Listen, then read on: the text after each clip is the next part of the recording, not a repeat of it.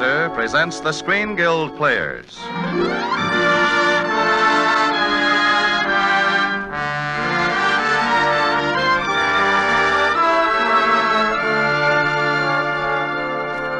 The Screen Guild play tonight, Edge of Darkness.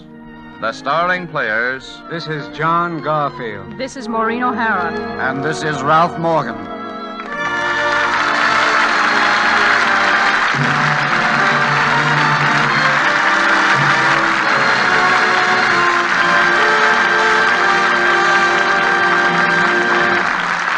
Tonight, Lady Esther presents the Screen Guild Players in an exciting narrative of the Nazi invasion of Norway.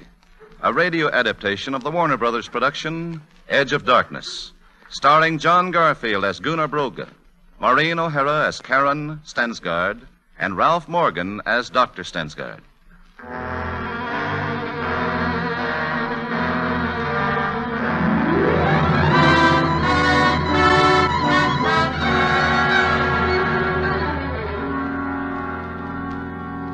Herr Lieutenant, I will dictate my report. Ready, Herr Hauptmann. To headquarters, Berlin. From Hauptmann Koenig, Commandant of Trollnäs, Norway. Our forces remain in complete control. Herr Hauptmann, have you seen your sentries' faces in the night? So full of fear? Lieutenant, you spoke? I said nothing, Herr Hauptmann. Continue then. All military regulations remain strictly in force. Brave Nazi sentries, frightened at the closing of a door. Curfew, blackouts, precautionary searches. How do you sleep, Herr Hauptmann? Not very well? If there were any open attempt at revolt... You're worried, Herr Hauptmann. You're disturbed. If there were any attempt at... No. No, they won't revolt. They'll never stand and fight like men. For the report, Herr Hauptmann? Of course not, you fool. What do they expect of me in Berlin? I'm a soldier. I can't fight ghosts. These things I can't put my finger on. A boat is sunk. A shipment from the cannery spoiled. A fire breaks out. A wire is cut. What shall I tell them in Berlin? How shall I tell them that the kettle boils and boils and... What's the use? Get out. I wish to be alone.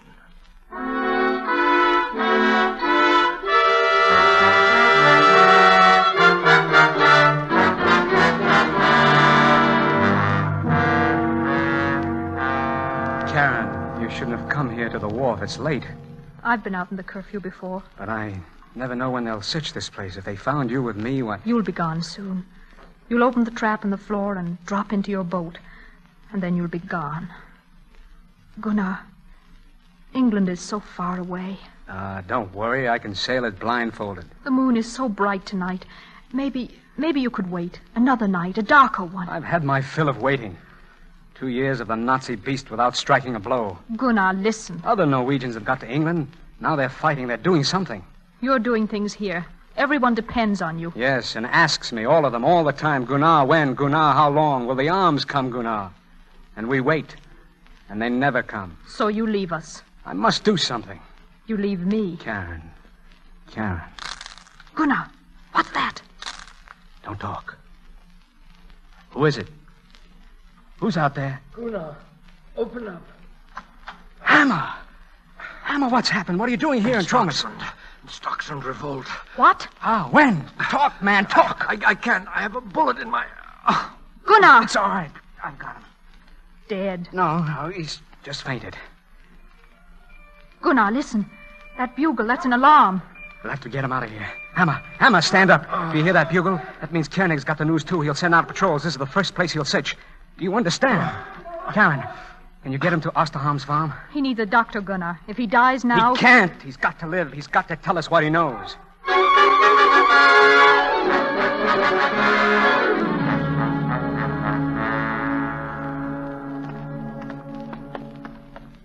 Let us understand each other, Gunnar Brogge. I have come with you only because I am a doctor, a man of science. It is my sworn duty to heal the sick. Your daughter had a better reason, Doctor. Karen? She's a Norwegian. Wait. This is the cellar door. Open up. It's Gunnar. I've brought Dr. Stensgaard. Father, we were so worried. We heard shots. Gunnar Broga. It's all right now, Hammer. You'll be all right. Gunnar, listen, it's important. This man is in no condition to talk. Is he going to live? I'm only a doctor. I can't be sure. Then he's got to talk. Hammer, listen. Brogy, this is a human being. Hammer, tell me. How did the revolt start? We got arms. Please, I've known you people all my life. Good, decent people. Hammer, say it. How did you get the arms? The English, they're delivering arms all up and down the coast. Arms? You got the arms from the English. You will all get them. You were told to wait. But we couldn't. We were betrayed. A quisling. We had to fight. The Nazis brought up tanks and planes. It was a bloodbath. I was the only one. The only one. Hammer. He can't talk anymore. He's unconscious. Arms. He said they got arms. We'll get them, too. And you'll take them, of course. And then what happened in Stockholm will happen here. Well, you men and women, you heard what the doctor said. Is there anyone who agrees? Well, I don't exactly agree, Gunnar, but there are a few doubts in my mind. Howard! No, wait. Let him speak. Everyone should speak his mind. That's right. Go ahead, Osterholm. I'm a farmer, Gunnar. If I lose my farm, there must be a reason for it. For a sacrifice like that? What sacrifice? What are you giving up, your life? Maybe they'll take it whether you fight or not. Your farm? It's not yours anyway till you fight for it. Your peace? What peace do you have when they can come and take you as a hostage in the middle of the night to be shot for something you never did and never even heard of? Like Gerd's husband, like old Mortison's son. To live in fear, to have blackings at the window, to talk in whispers. Is that what you want? All I did was ask a question. I'm satisfied with the answer. It's decided, then. We wait for the arms. Yes. And for a time, that will be right.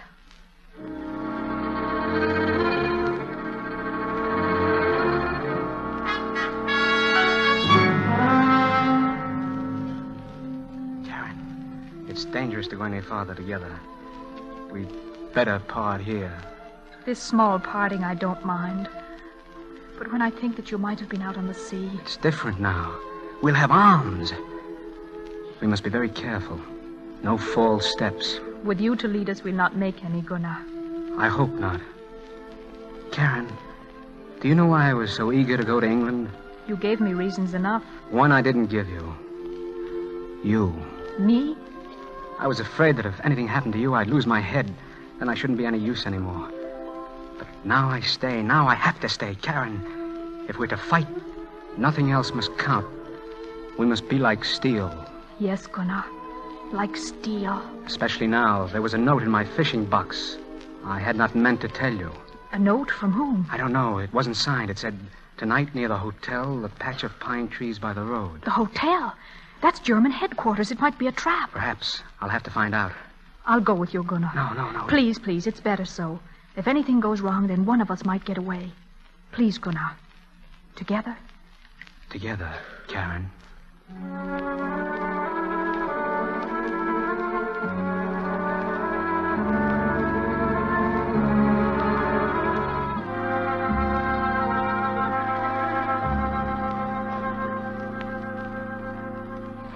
Hours we've been lying here and no sign of anyone. Just a while more.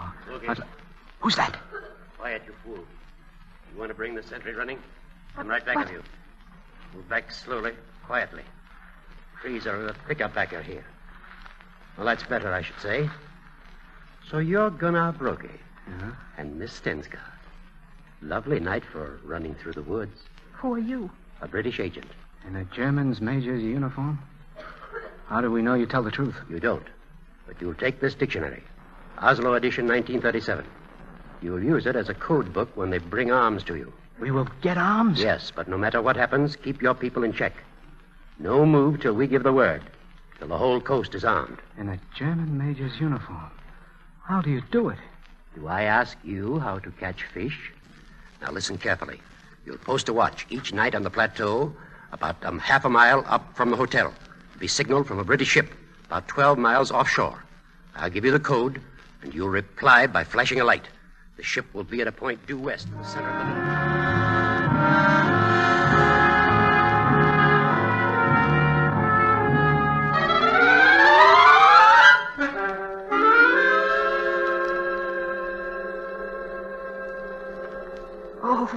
is strong up here on the plateau. I'm cold, Gunnar. Oh, the coffee will be ready in a minute. I'll take the binoculars for a while. The 56th watch. I feel like shouting out across the sea. World, we're waiting here. Don't forget us. Go ahead and shout. Maybe it'll help. Tell them to be quick about it. I'm getting old. At my age, my father already had 2 children. Karen, you mustn't give up hope. Our day will come. There. Yeah, that's more like it. Gunnar, when you have your arms around me... Idiots! Gerd, Bjarnason. I might have been a German patrol. In these times, you have no right to think only of yourselves. I'm sorry, Gerd. It won't happen again. Maybe I have more reason to watch. I have more to avenge. I saw them stand him up against the wall. I saw the rifle spitting death. And when he fell, I swore that someday I would... Wait! Out there to the sea. There's a light. Gunnar, the English ship. It must be. They're signaling. The code book. Karen, Gerd, you take the light. I'll count the flashes off. 1, 3, 5. 1, 2, 6, 3, 1. What are they saying? Can you read our 2, 1. signal? Good. Flash them back. Yes. 1, 2, 1. That's it. They're answering. 4, 1, 3, 5, 6, 3, 1, 1, 1. Come immediately. British ship. Pick up arms. Oh, Gunnar, they've come. Now let the villagers ask me, Karen. Now let them just ask me when.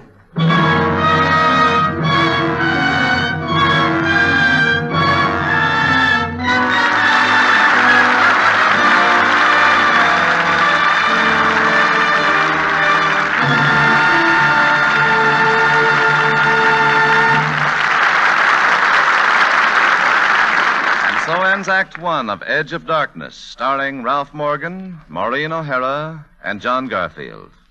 Before we hear Act Two, a word from our hostess, Lady Esther. I once heard a man make a rather cruel remark about a woman. I heard him say she had no personal charm whatever, not one single redeeming feature. But I happened to meet her the other day, and I just stared in amazement, for she didn't even look like the same woman anymore. Since I'd seen her last, she had acquired a radiantly clear, fresh, delicate-looking skin, and it made her face look a lot younger and more interesting. It even made her hair look prettier and her eyes look more exciting. Well, that confirms what I've said so many times before, that there are no plain women. There are only women who don't know how to make themselves look attractive. Any woman can have a fresh, lovely skin, and without a lot of trouble or expense either. For all she needs is just one cream, Lady Esther Four-Purpose Face Cream. So many women have written to tell me how much Lady Esther Four-Purpose Face Cream has done, not only for their skin, but for their whole appearance. You see, this one cream by itself thoroughly cleans your skin, softens your skin, helps nature refine the pores, and leaves a wonderfully smooth base for powder. The only way you can really tell the difference between Lady Esther Four-Purpose Face Cream and other face creams is by the appearance of your skin after using it. So I ask you to try Lady Esther Face Cream. See how it loosens and absorbs the dry, clinging flakes, how your skin takes on a vibrant, youthful look, how your whole appearance seems to undergo a delightful change.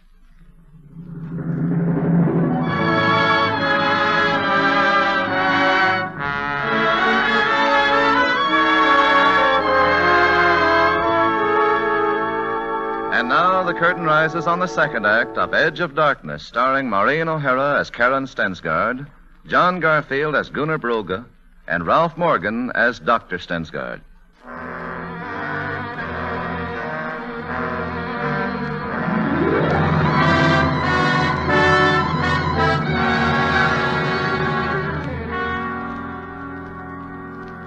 The promise had been kept. We had our arms, machine guns, rifles, hand grenades, enough for everyone. Now all we had to do was wait. But as it happened in Stuxman, so it happened with us. We were betrayed. We had a quisling, too. A traitor. One of our own people. He begged us for mercy, said the Germans had forced him, threatened him with death. He was weak, a coward. He told what he knew. But luckily, he didn't know enough. Only that we had gotten arms, not where we'd hidden them. The Hauptmann-König was enraged. He searched and searched. And when his prying failed, tried to provoke us into open revolt, tried to make us move before the proper time. But still we held our tempers in our hands. Men were beaten in the streets. Our homes were burned, our food and clothing taken away from us. And still we waited. Karen and I had met for a moment in the church. A German patrol was going by. Another patrol. All day, all night, patrols. Karen. Oh, I'm sorry, Gunnar. The day has been so hard, so cruel. It will even be worse. Koenig is trying to make us lose our heads, force our hands. And he will. I can see it in the people's faces. How much more can they take? How much longer can they hold back? Gunnar, I'm afraid. Of what? Of another Stokesund. If we're forced to fight before the other towns are ready. I've thought of that, too. Karen, listen carefully. If trouble comes, I'll be the first that Koenig will arrest. You must know what's in my mind, and remember, tell the others. I'll remember. First, blow up the dynamo so Koenig can't use his radio to get help. Yes? Then take the point that guards the fjord, put the women and the children and the old ones into boats. Send them off to England. Yes. And then a massed attack. Take the hotel, kill every German soldier in the town. And those who are left will set sail, too, for England. Those who are left? Maybe there are some of us who have to die. Karen, you won't cry. No, I won't cry. We've been lucky, Gunnar. We've had 2 years. And time is measured differently now. A day is a year. If you do not come back, there will be a long life to remember. I'll remember it proudly. Good girl, Karen. The street is safe now. I'll go first to be sure it's safe. I'll stop at your house later, and we'll go to the meeting together. Be careful, Gunnar. I will. Gunnar, I love you so much. Someday, here in this church, you and I... Oh! All in good time, Liebchen. All in good time.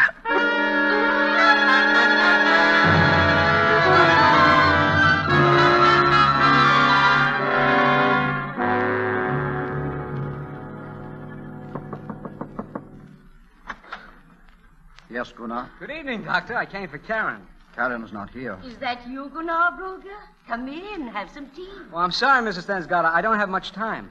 I suppose Karen stopped to visit somewhere. Are you coming to the meeting, Doctor? Meeting? Osterholm's cellar to plan in case we're forced to fight. I'll go on ahead, Doctor. Good night.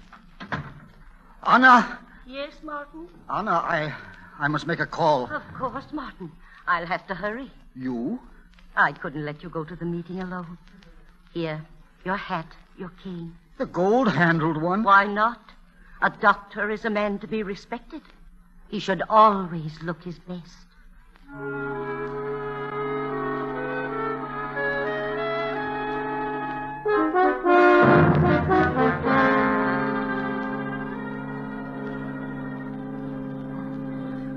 Gunnar should have been back by now. Maybe I ought to go and look for him. That's all we need, Osterholm. Someone looking for someone else. Gunnar was here. He should have stayed here. I'll go. Who is it? Dr. Stengard. Come in, Doctor. I brought my wife. I hope you don't mind. Not at all. Sit here, Mrs. Stengard.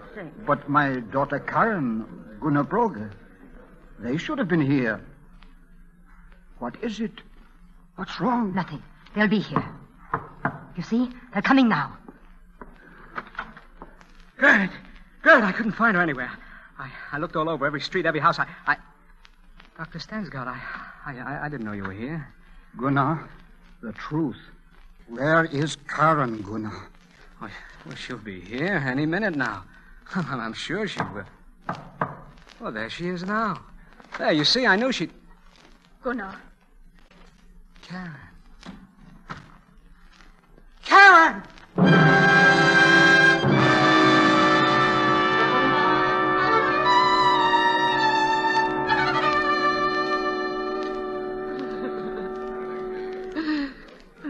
Just cry, Karen. Cry. At least cry. Let my mother cry for me.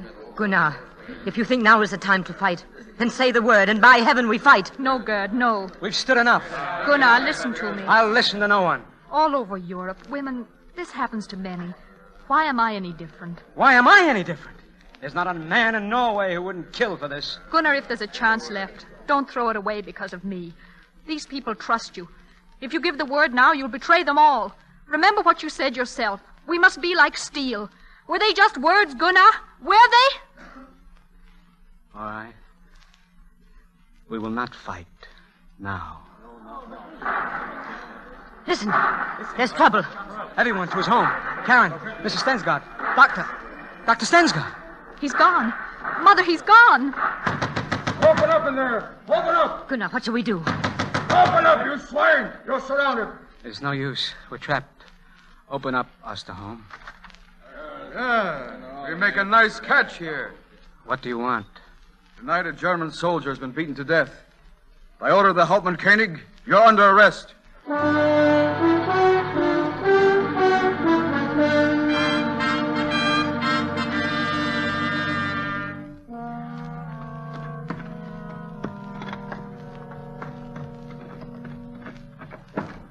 That's it. That's fine. Work hard, you Norwegian barbarians. Work hard. Dig your own graves. Herr Lieutenant, 2 minutes more. Jawohl, Herr Hoffmann. Up to! It's all my fault. All my fault. Father, you mustn't speak that way. Gunnar, I went to them. I confessed. They had no right to arrest you all. It was a pretext, Doctor. They wanted an excuse to kill the leaders off. I didn't think. I couldn't. The cane was in my hands. And when I saw that German's face, I had to kill. I had to. Now all of you must die. All of you because of me. No. Not without making a fight of it. Do you hear them? The villagers are going to attack. We still have a chance. When the shooting starts, those soldiers will turn. Now! Run! Everybody, run!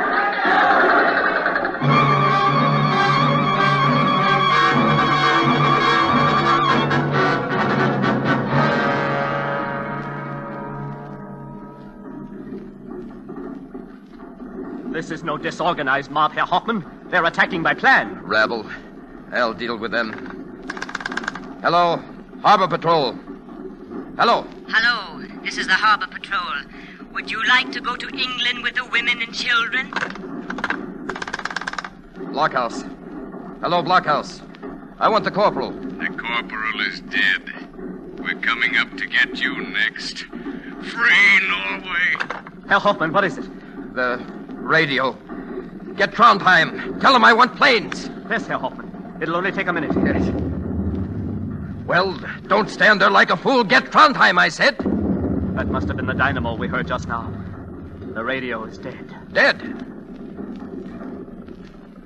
Dead? Then, so are we all.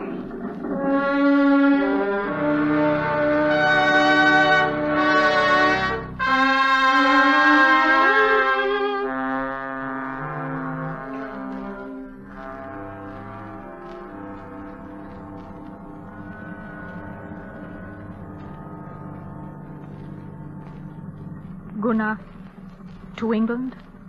To England, Karen. All who are left. How many are left? 200 of us. None of them. Look at the flag, Gunnar. You can still see it flying from the church tower. It's very pretty. The flag of Norway. Yeah. The German flight patrol will come over late this afternoon. They'll see that something's wrong. They'll send more soldiers and take the flag down. Of course they will. They'll take it down. And then, someday, we'll put it back up again.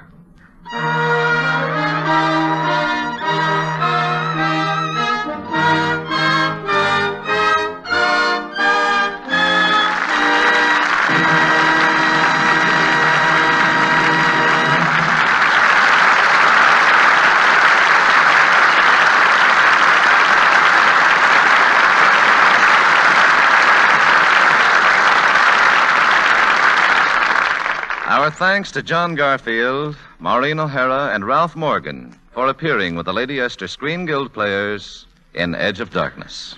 It was our real pleasure to be here, Mr. Bradley. We know that the benefits from these programs support the Motion Picture Relief Fund and Clinic. But of course, we all know how important that activity is to our industry. And now, before we tell you about next week's show, here's a word from one of America's best-known beauty authorities, Lady Esther. Thank you, Miss O'Hara. There's a certain clear, smooth, translucent look of the skin that can mean more to a woman than even the most perfect features. For it can make a woman look interesting and attractive, no matter what the rest of her appearance may be. Many women tell me they've acquired that lovely translucent look of the skin by using my four-purpose face cream. They say my cream makes their skin look so much smoother and fresher that it makes them look years younger. Now, here's why Lady Esther Four-Purpose Face Cream does so much for the appearance of your skin. First, it thoroughly cleans your skin, coaxing out the dirt and stale makeup embedded in the pore openings. Second, it softens your skin, loosens and absorbs the dry flakes that tend to make your skin look rough. Third, it helps nature refine the pores and makes your skin look more delicate. And fourth, it leaves a smooth, perfect base for powder. These are things you can see for yourself, right on your own skin. So try Lady Esther Four-Purpose Face Cream. Compare it with any other cream you've ever used. I know you'll agree with the thousands of women who call it the most beautifying face cream they've ever used.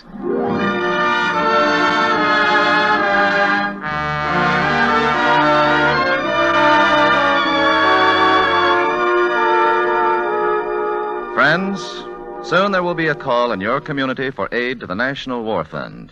You give once, but you give for all when you give to the National War Fund, because your donation is apportioned to 17 different relief organizations. Help our allies, help our war prisoners, the USO, and your own local war chest by giving generously to the National War Fund through your United Community campaign.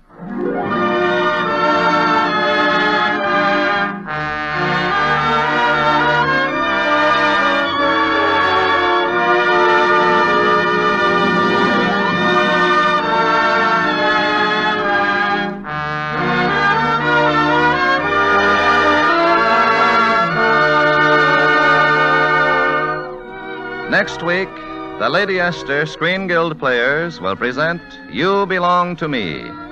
It will star Don Amici and Mary Esther. Be sure to listen. John Garfield can now be seen in the Warner Brothers 48-star musical, Thank Your Lucky Stars. Maureen O'Hara can soon be seen in The Life of Buffalo Bill, a 20th Century Fox production. Ralph Morgan can soon be seen in the Universal picture, The Imposter. Music on tonight's program was arranged and conducted by Wilbur Hatch. For economy's sake, get the largest size of Lady Esther Four-Purpose Face Cream and the larger sizes of Lady Esther Face Powder. This is Truman Bradley speaking for Lady Esther, saying thank you and good night, all.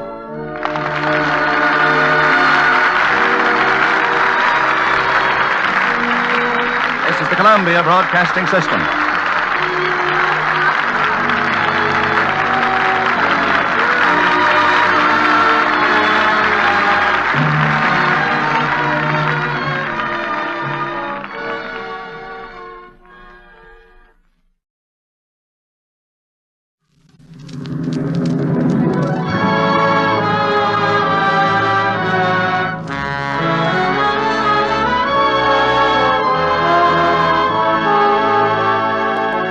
Lady Esther presents the Screen Guild Players.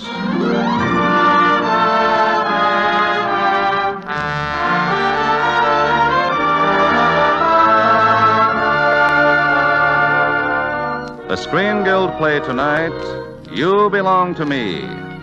The starring players. This is Don Amici. And this is Mary Esther.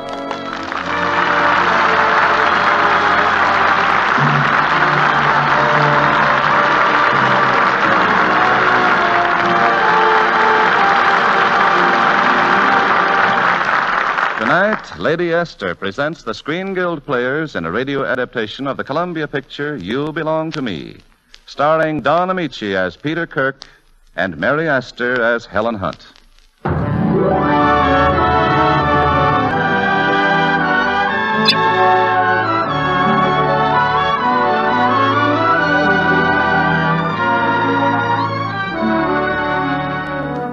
In the happy, careless days when people still went to the hills for their winter sports, an expert skier comes swooping down a snow-covered slope like this. Then suddenly he spies a pretty girl, takes his eye off the course, and goes like this. Peter Kirk is the fellow's name, young, handsome, and fabulously rich. The girl is Dr. Helen Hunt. Yes, Helen Hunt, M.D., up here on vacation from Los Angeles. And so, when Peter regains consciousness... Doctor. Oh, Doctor, you're swell. And then... Doctor, you're wonderful. And then... Doctor, you are beautiful. Will you marry me? Forget it, Peter. The whole idea is fantastic. Yeah, but Doctor, Helen, you know I love you. I loved you for 3 whole days. I loved you the very first moment we met. How could you tell? You were unconscious. I love you and you love me. You know you do. Maybe you didn't hurt your leg. Maybe it was your head. You love me, Helen. Suppose I do. Marriage isn't for women like me. I've dedicated my life to medicine. Helen, I love There's you. not a moment of my life I can call my own. Helen, I love you. I can never be sure that the day is mine or the night. I can never know when a patient will call. Helen, I love you. Did you hear what I said? Of course I heard. Helen, I love you. Peter, I'm not sure. Well, then why don't you stop kissing me? Helen, we can't fight this love. It's too strong. We'll be married this afternoon, won't we? Oh, darling. Well, no one can say I didn't try.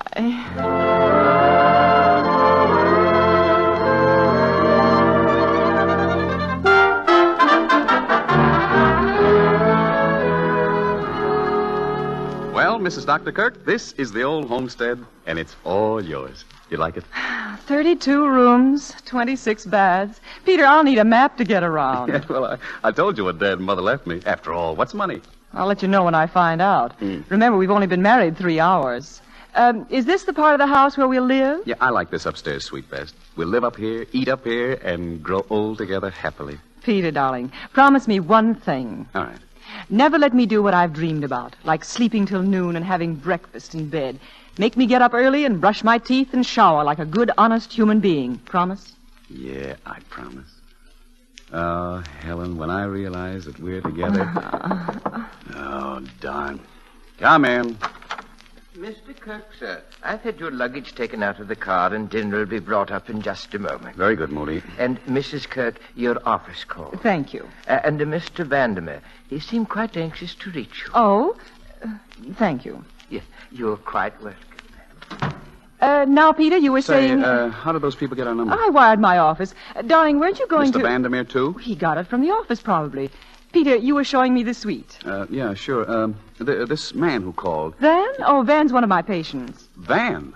Short for Vandermeer, silly. Oh. Well, he sounds like a very substantial man. About 60, huh? Maybe 61? No, he's just a few years older than you. Oh. Well, have you forgotten the 40-cent tour? Oh, no.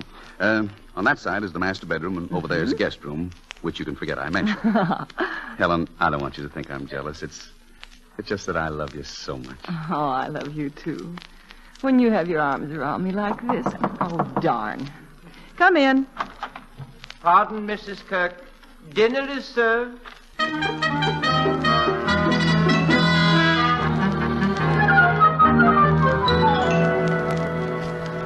Oh, that was rather good dinner, wasn't it, Helen? Oh, and most undietetic, in a heavenly sort of way. I've never tasted such lobster thermidor and those tiny biscuits. Yeah, I guess cookout dinner, so. You know, this is what I've always dreamed about. Mm-hmm. Dinner at home. 2 of us here alone together. Pardon me, dear. Certainly. You know,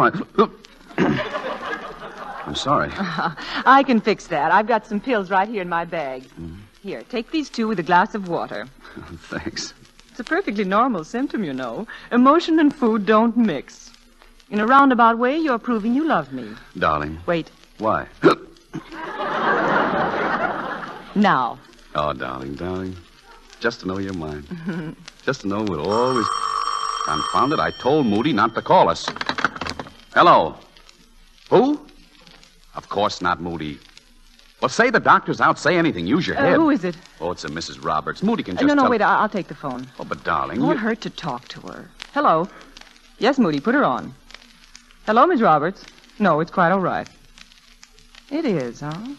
Really bad. How often? Uh-huh. I will. Don't you move. I'll be over there in 20 minutes. Why, Helen... I'm sorry, dear. It's an emergency. But, darling, to leave Peter, now... I warned you this would happen. You said you understood thoroughly. Oh, but not this thoroughly. Peter, I don't like it either, but I've simply got to go. Want to wish me luck? Oh, yeah, of course. Good luck, darling. I'll hurry back. I'll be waiting.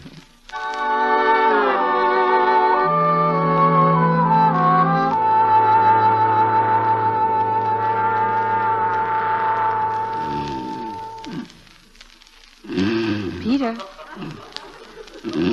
Peter. Peter, I'm back. No. I was asleep, I guess. Yes. Yeah. Oh, darling, you know, I miss you so much. I'm so glad... You know, I'm going to tear that phone out by the roots. Hello? Oh, Vandermeer, Just a moment. Helen. Well, after all, dear, he's a patient. Oh, I give up here. Hello?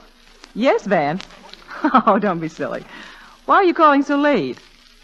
Yes? Yes? Yes? Yes? They call that a conversation, Oh, you live through the night, Van. You can drop in at the office tomorrow. What? Oh, I couldn't now. But I can't say it now. All right, then. He's the most wonderful man in the world. He's wonderful. There, are you satisfied? You ought to be shot. Good night. Well, is that how a doctor speaks to a patient? He has a bad throat. He has a bad throat. Is that why you laughed? Is that why you couldn't talk in front of me, your own husband? But I had to mumble. It was embarrassing. Oh, embarrassing? Oh, all right. I told him you were the finest man I'd ever known and that I was terribly happy. Well, just the same, Oh, you did, huh? Darling, I'm such a heel. Well, maybe we'd both feel better if you kissed me. My wife. My own sweet wife. My... Gosh. Oh, dear, who can it be now? If I get my hands on him, he'll need a doctor. Yes. It's Moody, sir. Is there anything else? No.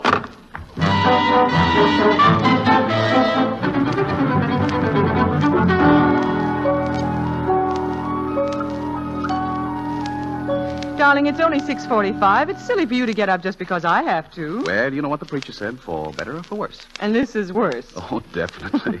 Say, why can't people be sick just after 9 a.m.? Silly. I'm doing an appendectomy at the hospital this morning. Oh, she's in pretty bad shape, huh? Who? Well, the lady with the appendix. It's a man. A man?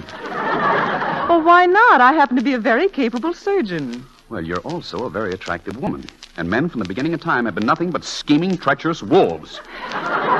Very well, then. I'm just an animal doctor. Oh, I'm sorry, darling. I'm just a jealous fool. Please forgive me. Well, I shouldn't. Meaning you will? Come on. Please kiss me. Oh, when you kiss me like that, it's sabotage. I lose all interest in my work. You do? You mean that No. My first duty is to Mr. Bellow's appendix. Goodbye, darling. I'll see you at dinner. Playing second fiddle to a sick appendix. Not even a healthy one. Well. Yeah, come in. Oh, hello, Moody. I thought perhaps you'd like some breakfast, sir. Moody, you know I never breakfast before 10. And what are you doing up so early? It was the telephone, sir. The hospital called at 6, and Mrs. Kirk's assistant at 6:05. Oh. And Mr. Vandermeer at 6:10. Vandermeer? What did he want? I never listen in, sir. Possibly an appointment with the doctor. He already has an appointment. Really, sir? Hmm. And may I ask what that means? Oh, nothing, sir. Nothing at all, sir. Then in the future, you will oblige me by never ming before noon. Yes, sir. Mr. Kirk, will you be going back to bed, sir? Well, I really could do it. No, Moody. No more of that lazy life for me. I'm going to the club and play some golf.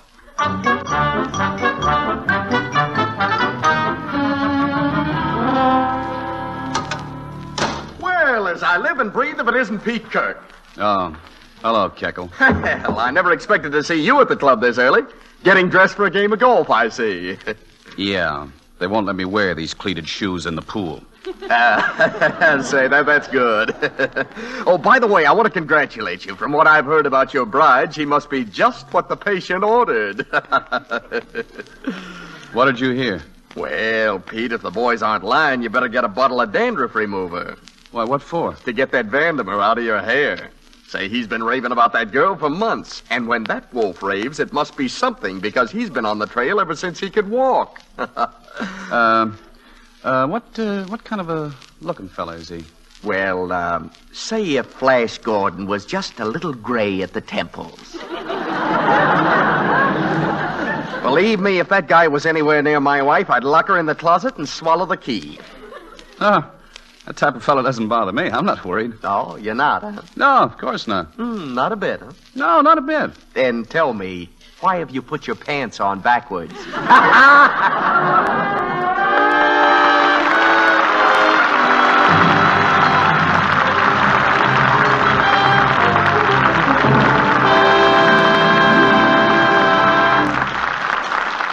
And so ends Act One of You Belong to Me, starring Mary Astor and Don Amici. Before we hear Act Two, a word from our hostess, Lady Esther. So many women have written me in the last few weeks to make a sort of confession. They tell me they used Lady Esther four-purpose face cream for years and never dreamed of using anything else until, and here's where the confession comes in, until they began earning extra money, had more to spend. So they thought they'd try the elaborate, high-priced creams that used to be beyond their reach. Some of them switched to so-called beauty treatments, using several preparations instead of just one as before. But they all had the same sad story to relate. They all said their skin didn't look nearly as fresh and lovely as when they used Lady Esther face cream alone.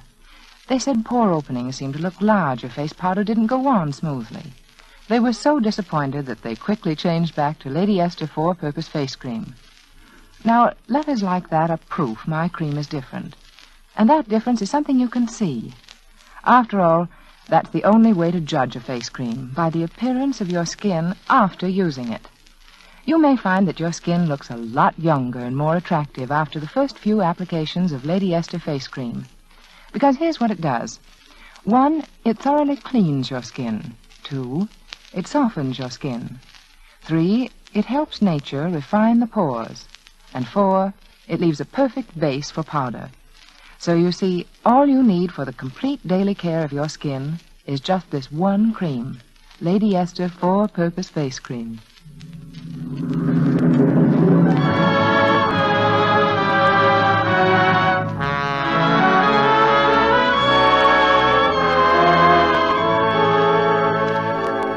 And now the curtain rises on the second act of You Belong to Me, starring Mary Astor as Dr. Helen Hunt and Don Amici as Peter Kirk.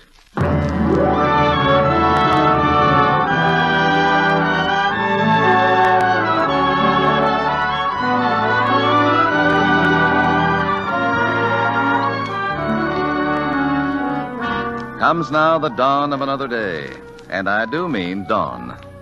It's 6:30 a.m. on the following morning, and Peter Kirk, who never breakfasts before 10, is having breakfast. Sleepy, darling? Who, me? No, not at all. Just that my body can't realize I'm up. I wish I could have slept late, too, but I've got such a busy day ahead of me. Lots of appointments, huh? Oh, lots. Didn't you say Van was coming in today? I didn't, but he is at 2 o'clock. Why? Oh, nothing. Pretty nice sort of fellow, huh? Oh, very.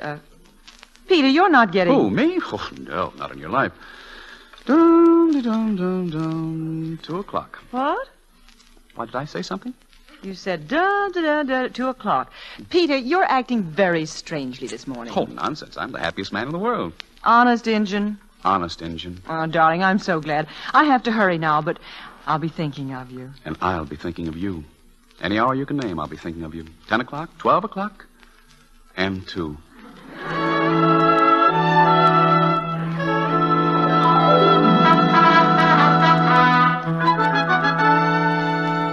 Mr. Kirk, sir, will there be anything else? No, I don't think so, Moody.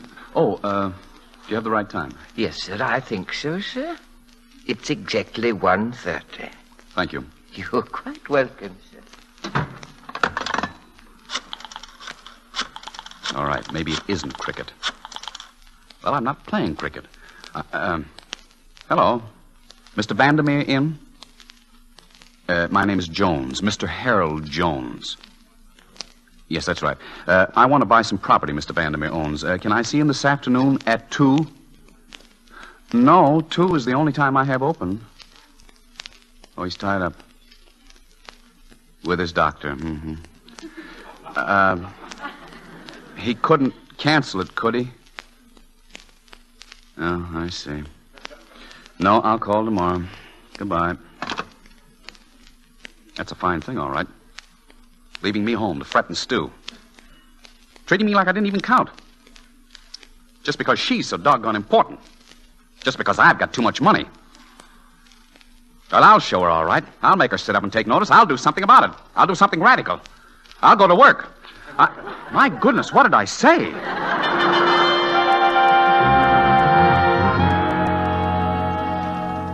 Peter? Oh, Helen, dear. Oh, darling, it's good to see you. I rushed right home. No, wait. Look at me. Well, you look fine. Of course I do. I have won a battle.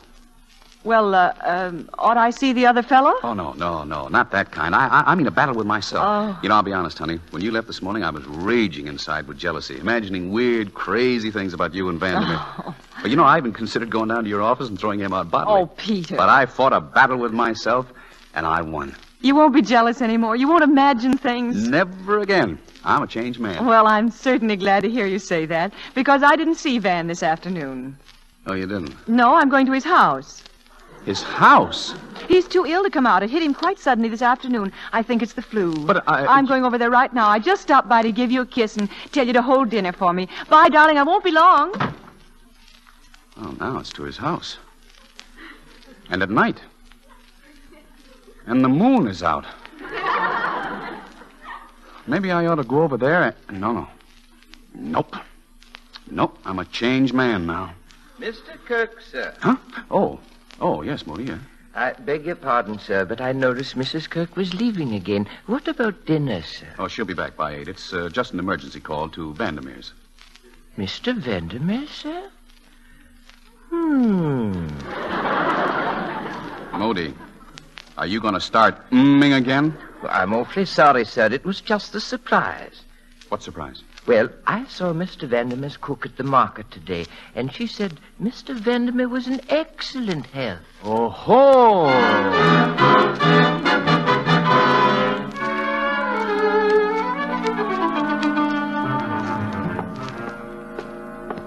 This way, Doctor. Mr. Vandermeer is expecting Thank you, Fredericks. But why are all the cars outside? you. Cars, Doctor? Yes, and why is it so dark in here? Why don't you turn on the light?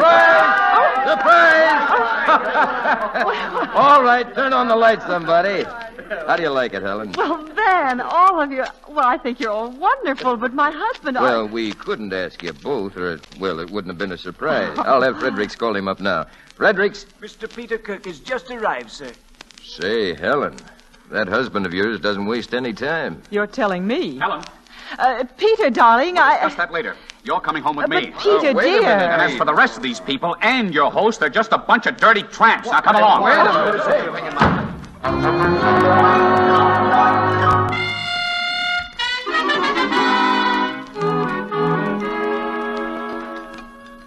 a Beg pardon, ma'am. Will Mr. Kirk want his breakfast now, do you think?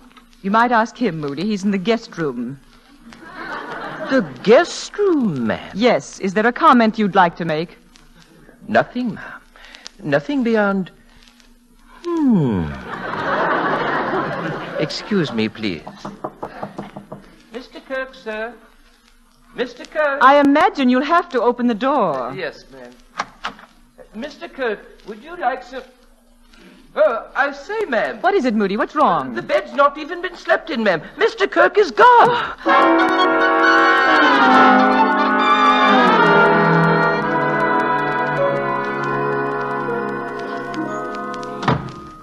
Moody. Good afternoon, Mrs. Kirk. You're home early, ma'am. Oh, I've been so distracted these past 3 days. I might just as well not have been at the office.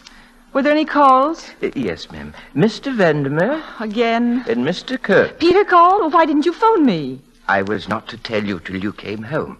Well, where is he, Moody? What did he say? You're to meet him tomorrow at Hill's Department Store, counter 7, main floor. Ask for Mr. Jenkins. Mr. Jenkins? I never knew a Jenkins in my life.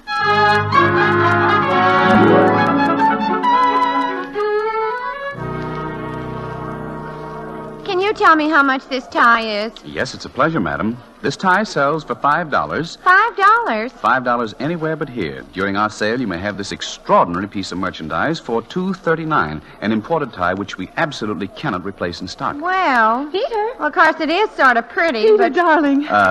Excuse me, madam. Someone I have... one of my charge accounts. I'll be right back.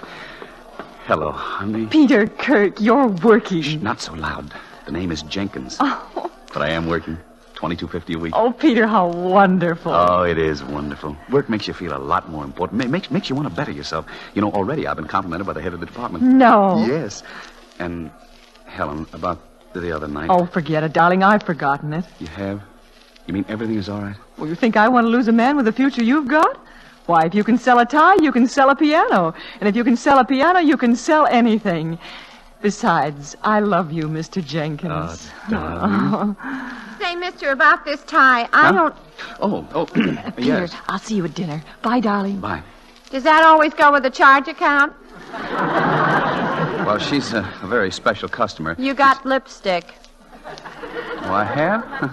Well, what do you know? Mr. Jenkins. What? Mr. Marshall wants to see you in his office. Oh, well, the manager... Oh, say, that's great. I'll be right up there when I finish this sale.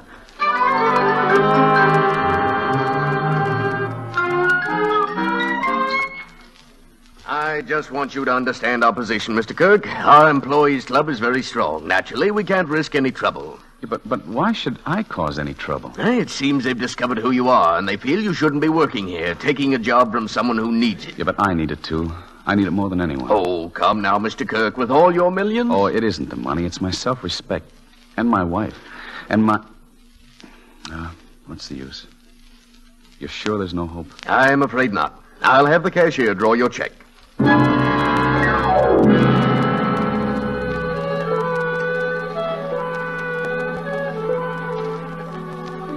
4 days he's been gone now, Moody. Why does he do a thing like this to us? Perhaps it was that story in the paper, ma'am, about his losing that job. Well, what's wrong with that? Anyone can lose a job. It's a whole lot worse to lose a husband. Possibly you haven't lost him yet, ma'am. I always say... I'll take it. Hello? Yes, this is Dr. Hunt. My husband? Where? Central Hospital? Of course. Certainly, I'll be right over.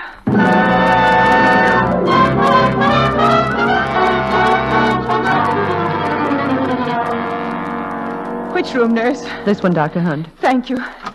Peter. Hello, honey. Peter. You mean you're not hurt? Well, how do I look? Peter Kirk, I could break your neck. Scaring me to death, pretending to be injured. Oh, darling, you've just been imagining things. It was my secretary who phoned. Your secretary? Sure. How do you like your hospital, Helen? My hospital? Well, half yours anyway. I just bought it. Peter, you must be out of your mind. This place is bankrupt. It takes a fortune to run. Well, that stuff I've got, I wouldn't call that lettuce. Oh, boy, am I going to be busy. You? Well, just on the business end, of course. Boy, will you be busy. Me? Oh, you bet your life. You're head of staff. Peter, wait a minute. Let me get this straight. You mean you're putting your money into this hospital knowing you'll get nothing in return? Oh, what do you mean, nothing? I'll be helping the sick. I'll be making jobs for doctors, nurses. Interns, too. Yeah, maybe a lot of other people I don't even know about. You should see all the patients in here. A lot of kids, I'll bet. Oh, yeah, paralysis, broken bones. We'll make them all well. Listen, you're just as excited as I Oh, am. of course. Oh, Peter, darling, I love you so. Well, gosh, I love you.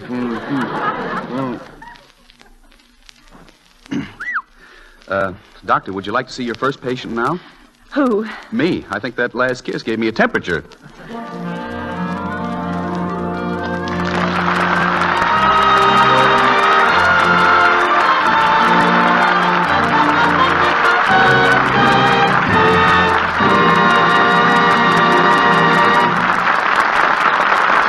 Thank you, Don Amici and Mary Astor, for appearing with the Lady Astor Screen Guild players tonight. We are indeed grateful for your fine performances. We're glad to be here, Mr. Bradley.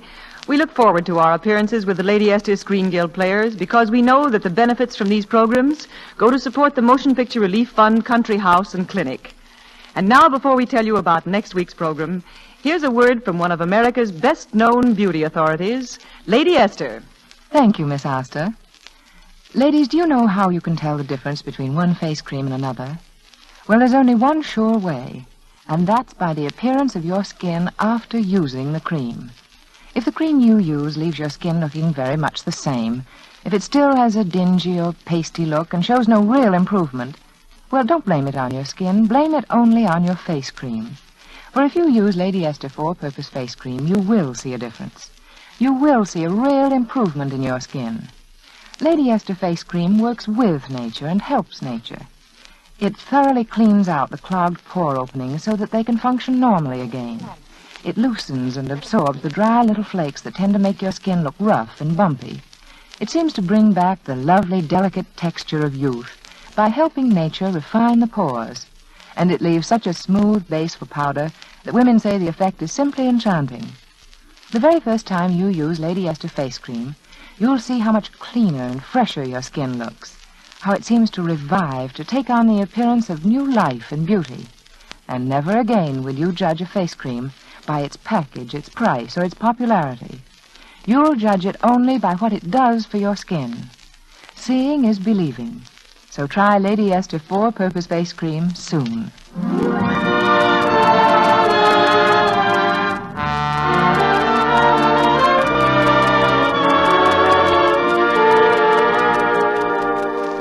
Next week, the Lady Esther Screen Guild players will present George Washington Slept Here. It will star Carol Landis and Jack Carson. Be sure to listen. Don Amici can soon be seen in the 20th Century Fox production Happy Land. Mary Astor can currently be seen in the Metro-Goldwyn-Mayer Technicolor musical Thousands Cheer. Music on tonight's program was arranged and conducted by Wilbur Hatch. For economy's sake, get the largest size of Lady Esther Four-Purpose Face Cream and the larger sizes of Lady Esther Face Powder. This is Truman Bradley speaking for Lady Esther, saying thank you. And good night, all.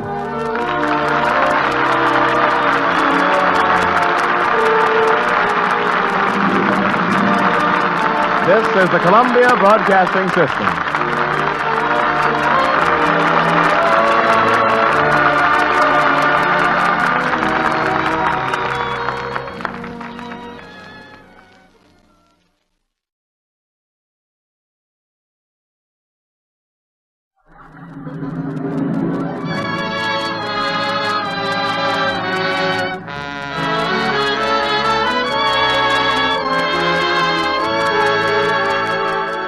Lady Esther presents the Screen Guild Players.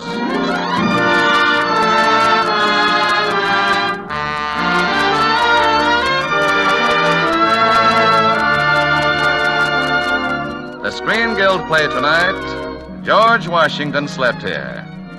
The starring players, this is Jack Carson. And this is Carol Landis.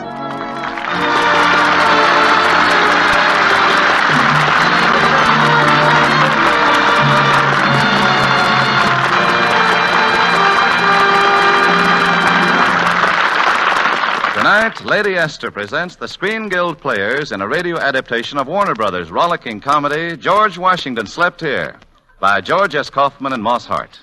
It stars Jack Carson as Bill Fuller and Carol Landis as his wife, Connie. The Lady Esther Screen Guild players in George Washington Slept Here.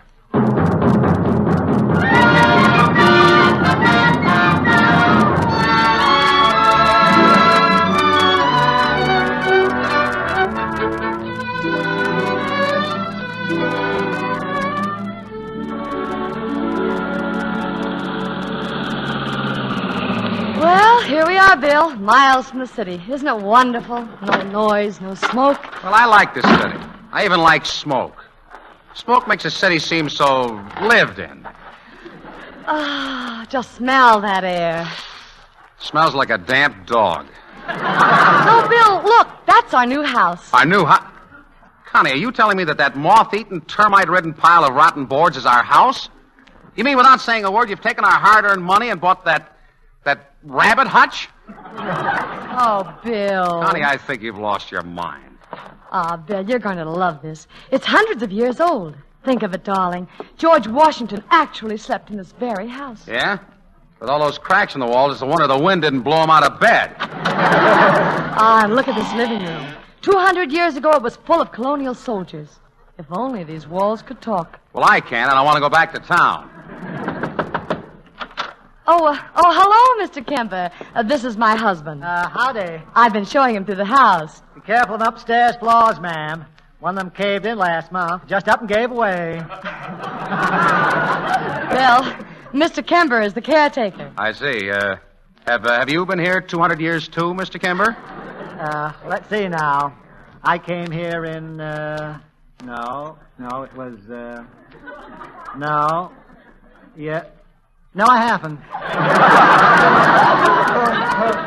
Come along, Bill. Upstairs is the bedroom George Washington slept in just before going to Yorktown. Can't you just buy me a book on American history and let me read it on West 27th Street? Right now I'm hot and thirsty.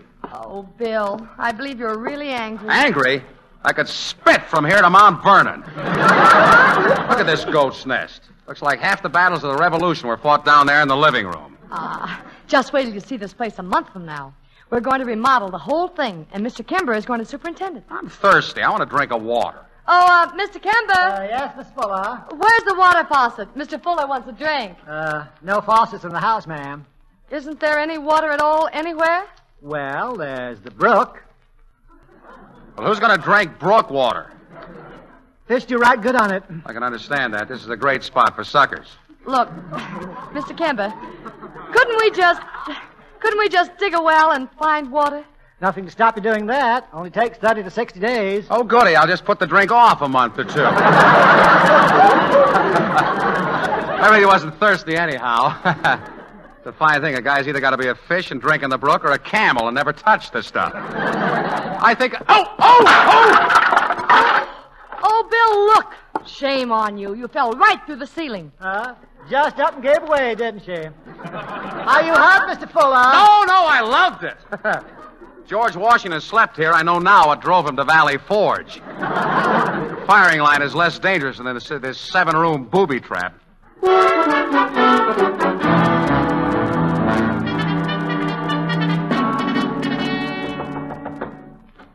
Your name, Fuller? That's right. My name is Prescott. I own the house next door. This road you're using to drive up to your house is my road.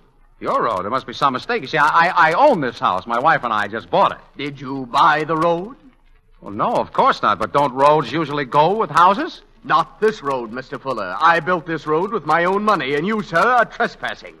Well, how are we supposed to get to our house? Parachute in? How you manage it is no concern of mine. All I can say is you'll have to build your own road. Good day, Mr. Fuller. Who was it, Bill? Our neighbor, Mr. Prescott. Nice guy. Owns roads and things. Says the road leading to our property belongs to him and we can't use it. We're trapped. I'm a man without a road.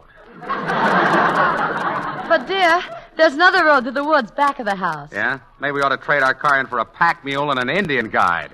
Now, Bill, I'll check with the real estate agent in the morning. By all means, do. Maybe the house doesn't belong to us either. That'll be the best news I've had all week. Oh, here, Bill, help me unpack the rest of these cooking utensils. We'll never get dinner if Hester doesn't get the rest of her pots and pans. For the love of Mike, listen to that noise. Is Mr. Kimmer going to be drilling for water all summer? There's so many holes in the backyard now, it looks like an army of gophers were working a swing shift. Well, Mr. Kemper says the new well looks very promising. He thinks we're going to strike it this time. Yeah? He'll strike gold before he strikes water. Miss Fuller, I'm quitting. I can't work in that kitchen. What's the matter this time, Hester? That animal of Mr. Kimber's walked right through the wall that ain't got no door. Well, it's only a horse. Only a horse? Bill, help Hester get the poor animal out of the kitchen. A horse must be out of its head to walk into a kitchen in times like these. Scram, dog biscuit. Go on back to Crosby. There. There you are, Hester. Now, once that wall gets up, it won't happen again. The poor horse is probably just as scared as you are. Oh, I ain't scared.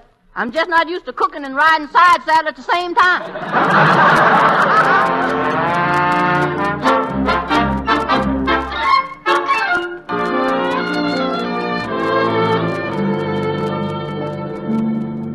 Look, Connie, we've been in this country jail 30 days. No road, wall in the kitchen still out, floors that may turn into trapdoors any moment, and even the OPA couldn't put a ceiling on this house. But, Bill, it takes a little time to get everything all fixed up. Pardon me, Mrs. Fuller, but I ordered the gravel. Going to need another load, too. We figured $42, but the bill says around $135. Price of lime's gone up, too. Then there's the trees, you know. Trees? What do we have to do about the trees? Pay them for standing there? No, but you got to spray them, Mr. Fuller. Oh. If we don't, they're liable to get elm blight or oak borer. Mm-hmm. And then there are caterpillars and the measuring worm. Is that all, Mr. Kimber? Well, there's the Japanese beetle. Japanese... Does Mr. Prescott have Japanese beetles? No, just you. You mean all the way from Japan they came to pick on me? Was there anything else, Mr. Kemper? Well, we need a couple of truckloads of fertilizer. It's $45 a load now. 45? You know, when fertilizer costs more than sirloin steak, it makes you stop and think.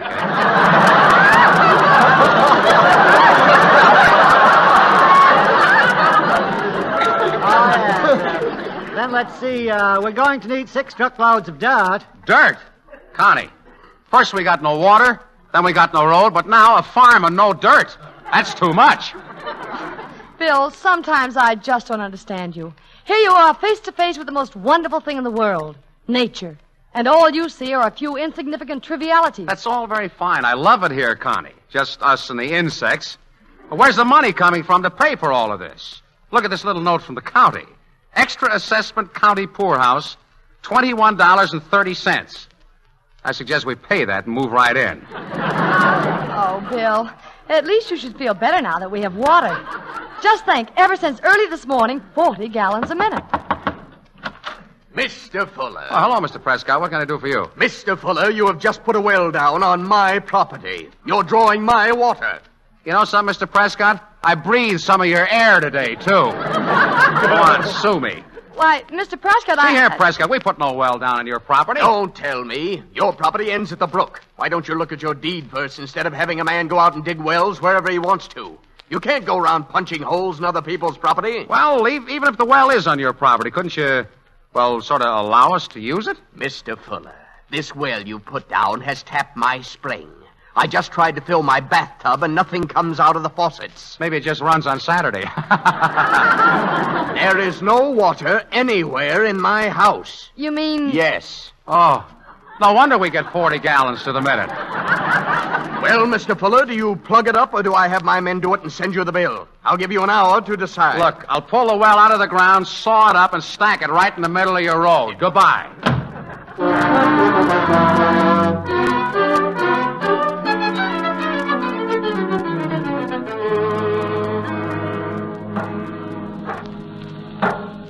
Mr. Kimber, you've been drilling holes in this backyard long enough. I haven't seen anything but the top of your head for weeks.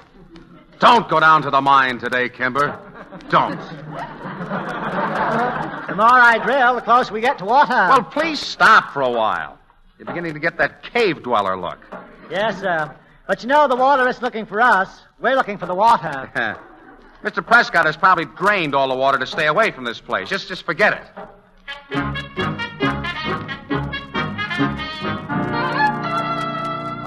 Mr. Fuller. Hello, Mr. Kimmer. Come right in. I suppose the Japanese beetles are coming. 3 months too early for them. Oh. Afraid the new well is no good, Mrs. Fuller. Just struck a cemetery. A cemetery? Anybody we know?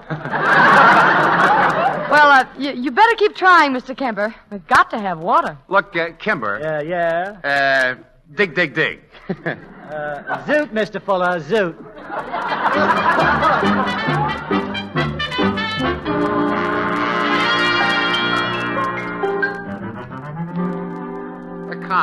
Connie, we've got to do something about Raymond. I refuse to have that 12-year-old package of dynamite running around this house any longer. But, Bill, he's my nephew. Besides, Raymond's only been here 2 weeks, and after all, he's only a small boy.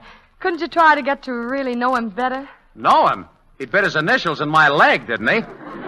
He's not the type to know better. The only way he can know that brat is worse. But, Bill, it's just until my sister gets a divorce. That's the only thing that's holding it up now is the custody of Raymond. You mean neither one of his parents will take him?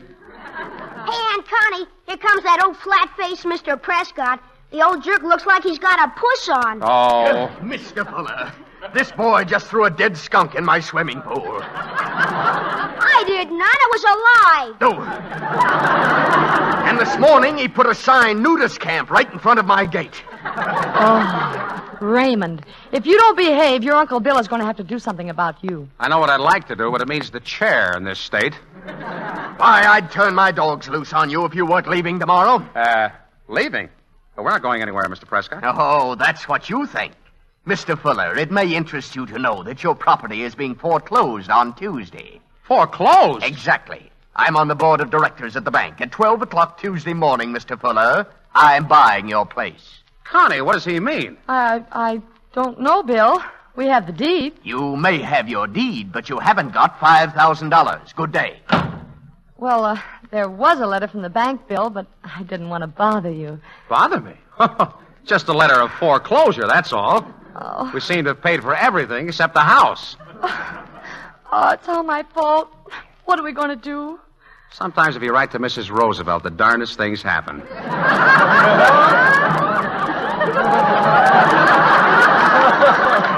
You know, Connie, I was just beginning to like this place. Were you, Bill? Yeah. Were you really? Mm-hmm. Oh, $5,000. It doesn't sound like so much. It does when you haven't got it. Maybe we could hock Raymond for $5,000.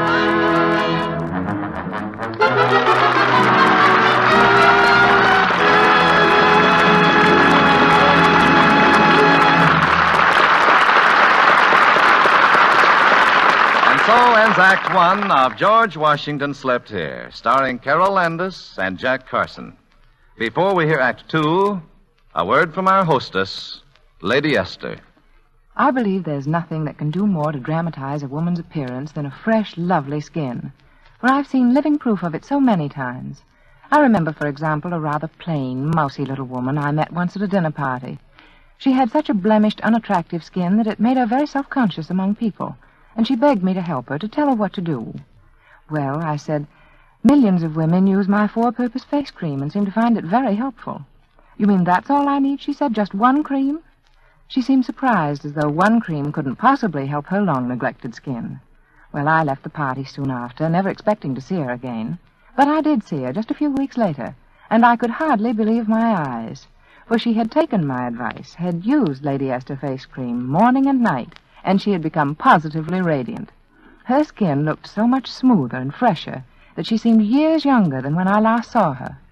And now that she was no longer self-conscious about her skin, she had acquired new poise, new confidence. It was reflected even in the way she walked and talked. Lady Esther Four-Purpose Face Cream had helped make her a very attractive woman indeed. So why don't you try Lady Esther Face Cream? It thoroughly cleans your skin, it softens your skin, it helps nature refine the pores, and it leaves a smooth, perfect base for powder. Millions of lovely women now use no other cream for their skin than Lady Esther Four-Purpose Face Cream.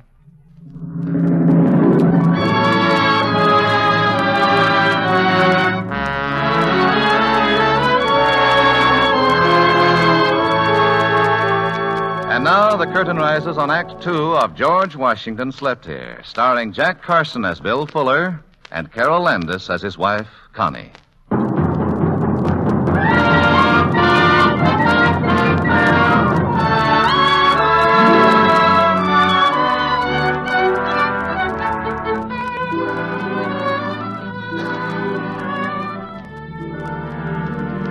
Oh, Mrs. Fuller, I forgot to give you this telegram. Only a telegram, Mr. Kimber? No locusts? No worms? No beetles? Oh. Bill! Ah. Guess what? Uncle Stanley is coming. Uncle, when? Now. He must be on his way from the station. Of all the times. Oh, Bill, it'll only be for a couple of days. Oh, sure, just for the weekend. There isn't going to be any weekend, Connie. Don't you remember? We're leaving tomorrow. Uncle Stanley, the old windbag. Well, all I can say is if we ever get his money, we've earned it. Money? Oh, money. Say, that's a wonderful idea. Don't you get it, Bill? We'll borrow the $5,000 from him. That tight old buzzard. Do you realize he's never given us so much as a handkerchief? Just pictures. Pictures of himself. Now, Bill, that one in the guest room came in very handy. It covered a very bad place in the plaster. Tell you, I'm sick of them. Pictures of Uncle Stanley grinning at you in the living room, the dining room, the front hall, or even the bed, everywhere.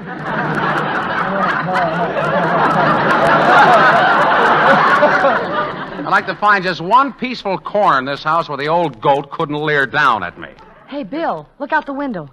Here he is now. It's Uncle Stanley. The old buzzard. Hello, children. Why, Uncle Stanley. Hello, you old buzzard. Welcome. Are we glad to see you? Constance, my dear. Hello there, Bill. Oh, Uncle Stanley, you look wonderful. Come in and sit down in this nice easy chair, Uncle Stanley. Make yourself comfortable. Thank you, Bill. Now, let me see. Where's that little package I brought? Oh, yes, there it is. A little something for the house with my compliments.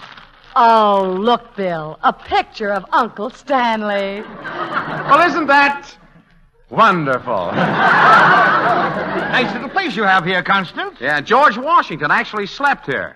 You should have seen this place before we took it over. You wouldn't have believed anybody could have slept here. This place would have given Robinson Crusoe insomnia.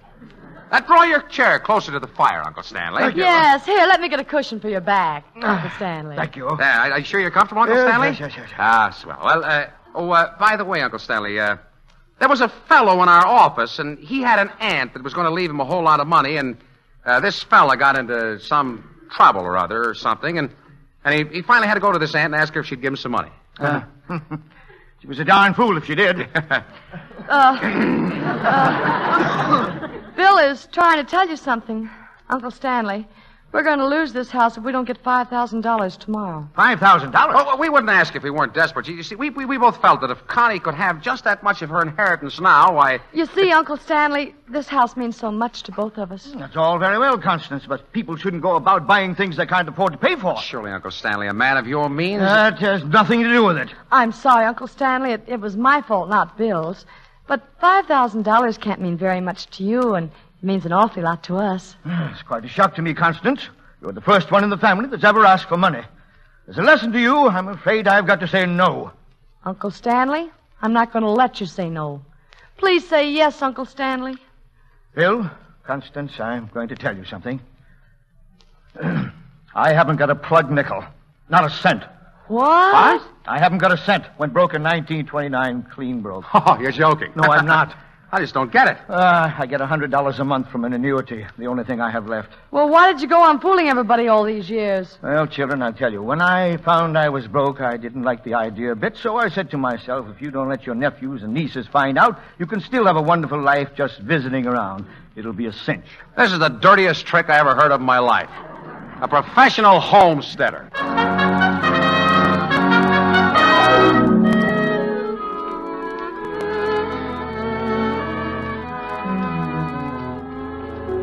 Oh, Bill, I'm going to miss this place terribly. Just little things. Walking upstairs to bed at night, putting around the place. Oh, I don't know, the whole feeling that it's yours, inside and out. Yes, sir, a little place in the country.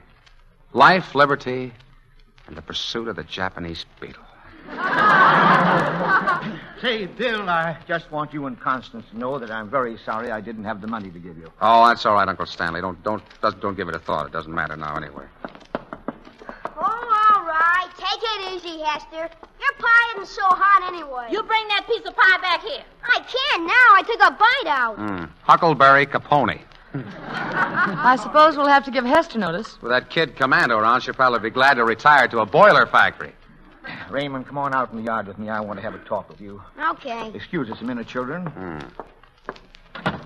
Okay, I'm listening.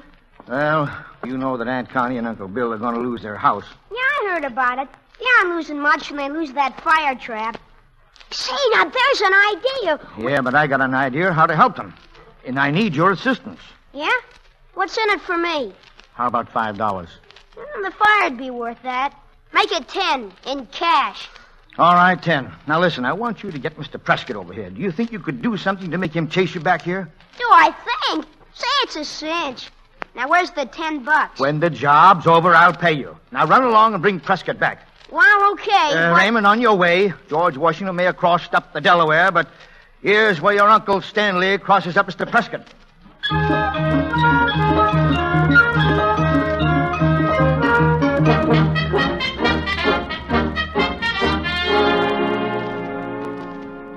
When you leave, where are you going to live, Mr. Fuller? Under a newspaper in Central Park. Look us up. Got a whole wheelbarrow of fertilizer out by the front door. What had better do with it? Oh, just leave it there, Mr. Kemper. Maybe Mr. Prescott can take it home for his roses. Well, it's paid for. Seems just a shame not to... Help, he's just behind me. For heaven's sakes, who's just behind you? Mr. Fuller, I've stood all that I'm going to stand. That boy threw mud in my face. Why, Raymond. And all that fertilizer out there are paid for.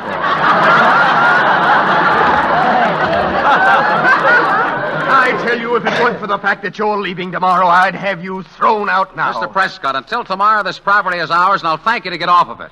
In other words, you've got your road out there. Hit it. It'll be a pleasure.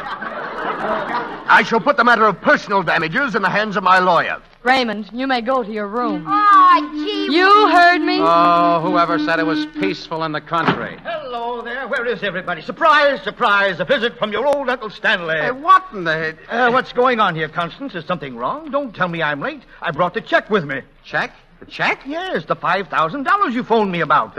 Oh, yes, the check. Yes, I see. Beg your pardon. I don't believe I've met this gentleman. This is Mr. Prescott. How do you do? I'm Stanley J. Menninger. Well, Mr. Prescott, it seems the property will still be ours, eh? You mean your uncle here is paying off the mortgage? Hey, Mr. Manager, he has the $5, but they wouldn't give me a dime for your cufflinks. The man at the pawn shop said they're phony. Oh, so... Mr. Menninger is reduced to pawning cufflinks, but says you'll pay the bank $5,000. Why, Uncle Stanley. Well, it almost worked. There's a jail for people like you, Mr. Menninger. Now, Mr. Prescott, where's your sense of humor? It was all in fun. Well, possibly you won't think it's so funny tomorrow. I'll see that my dogs escort you out of here personally. Oh, Mr. Fuller, look what I found. We were digging, and I brought up this old boot. It had an old letter in it, too. Fell out when we dug it up. An old letter? Who's it addressed to? Let me see. Nobody. It says, notes on a speech to the armed forces. Armed forces? Why, that must be... What does it say, Bill? Read it. Gentlemen, we are facing a time of peril so grave in our brief national history that there is now only the choice of serving the country a little longer or having tomorrow no country to serve. Under the favor of Almighty God, we have become a nation. Let me say to you that I hate war. But if we remain one nation, one people, that time is not far distant when we may choose war or peace as our national interest, guided by justice. In the words of Tom Paine, these are the times that try men's souls. Tyranny like hell is not easily conquered. Yet we have this consolation with us, that the harder the conflict, the more glorious the triumph. 'Tis dearness alone that gives everything its value. And it would be strange indeed if so celestial an article as freedom should not be highly rated. George Washington. George Washington? Gosh. What's the date on that? November 10th, 1777. This document is priceless. Well, think we can get $5,000 for it? 10 times that. Why, I know a half a dozen people who would buy it in 2 minutes. Well, Mr. Prescott. Well, what if it isn't genuine? I assure you, Mr. Prescott, it is genuine. This will more than pay the bank back tomorrow. Goodbye, Mr. Prescott. Look out for that wheelbarrow. There's none left for his roses. Oh, Mr. Fuller! Mr. Fuller! What? Close the door. They're here. Who's here? The Japanese beetles. Millions of them. Japanese beetles? Yeah, what'll we do with them, Mr. Fuller? Let General MacArthur take care of them. Come on, Connie. This is the end.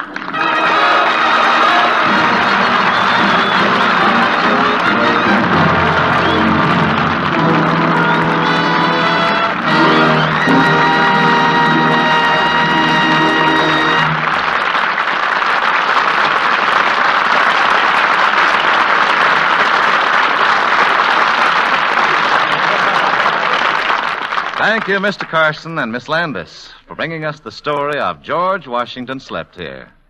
The Lady Esther Screen Guild players are indeed grateful that you could be our guests tonight. Thank you, Mr. Bradley. We're all aware of what fine work is being done by the Motion Picture Relief Fund and Clinic. And to know that the benefits from this program support that work makes our annual appearance of the Lady Esther Screen Guild players a real pleasure. We'll be back soon. And now, before we tell you about next week's program, here's a word from one of America's best-known beauty authorities, Lady Esther. Thank you, Miss Landis. Ladies, can you look in your mirror and say, my skin is just the way I want it to be, smooth, fresh, and youthful looking? Or are there telltale signs of age around your eyes and mouth? Does your skin seem dry and rough to your fingers? Do you have a tiny blackhead here and there, perhaps a few big pores? Well, you can have the kind of skin you dream about. You can have a radiantly clean, fresh-looking skin that everyone admires. And all you need is just one cream, Lady Esther 4-Purpose Face Cream. Many women say it's the most beautifying face cream they've ever used. All I ask you to do is try Lady Esther 4-Purpose Face Cream. See how the dry flakes of skin are loosened and absorbed, how the very texture of your skin seems suddenly a lot finer and softer. Notice how much smoother face powder looks on your skin after you've removed those dry, clinging flakes. Remember, Lady Esther Face Cream is all you need, for it thoroughly cleans your skin, softens your skin, helps nature refine the pores, and leaves a smooth, perfect base for powder. Many women say their skin looks a lot younger and lovelier after the very first application of Lady Esther 4-Purpose Face Cream.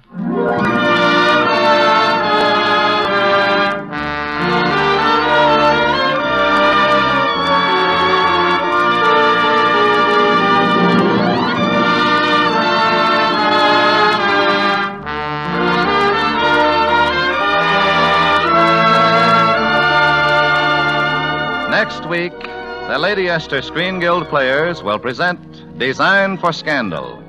It will star Olivia de Havilland and Walter Pidgeon.